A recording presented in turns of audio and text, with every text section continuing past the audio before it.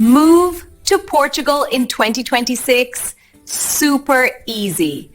Then this video is for you. Follow these easy steps. Watch until the end, and don't forget to send us an email.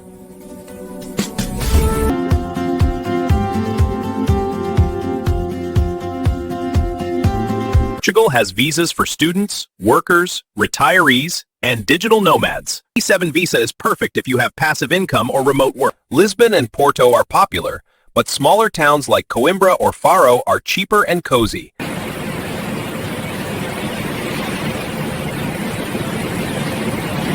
You'll need a valid passport, proof of income, health insurance, and a criminal record check.